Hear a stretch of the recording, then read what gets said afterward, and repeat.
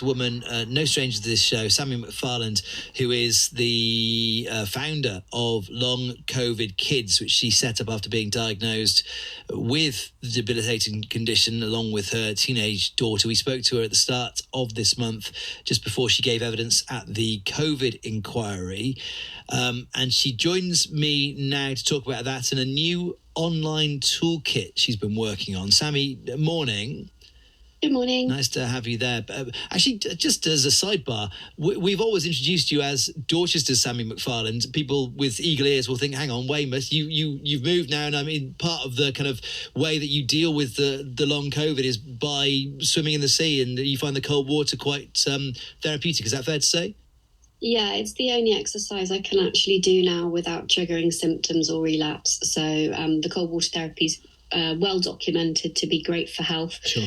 Physical and mental. So it's great to be closer to the sea. Okay, we'll clear that up. Well, the inquiry then. So we spoke to you before it started. There's been a great deal of evidence that I've kind of been keeping half an eye across as it's filtered through. What did you get to say to it? What do you want to hear from it? Well, what all of the long COVID groups and our legal team wanted to hear was the fact that there was early evidence that long COVID existed, and that the government was aware that there was early scientific evidence, and we needed sort of various points to be confirmed through the inquiry hearings, which have been done by expert witnesses, and that's both utterly harrowing to hear because it means that it was there but ignored, but also extremely validating for our advocacy and everything that we're trying to achieve with the inquiry. The impression that I've got from the few select bits that I have kept across is, fairly unsurprisingly, I guess, a government and situation with people in positions of authority quite sideswiped by COVID's arrival in this country, and the kind of confusion and infighting that we've seen from other bits of data which have seeped out. I don't know what impact that has on you, knowing about the way that COVID has affected you. I mean, it's shocking, it's disgraceful, but it isn't surprising considering how hard long COVID advocates worked, how patient advocates worked to try and get awareness and recognition. And yet, even though we were providing swathes of anecdotal information and early research, it was completely ignored and there was no action. So it's really not that big a surprise that that approach was happening inside government at the very highest parts of government. Yeah, I think the first results of this inquiry will come out maybe in early summer 2024. And then there's more of this from autumn of 2024, looking at the impact of the pandemic on the healthcare system across the UK. You'd like to see Baroness Hallett's report back with what kinds of findings? Sam, I know it's early to say this. We've got another few weeks yet of evidence. But yeah, what would you like to hear from Baroness Hallett?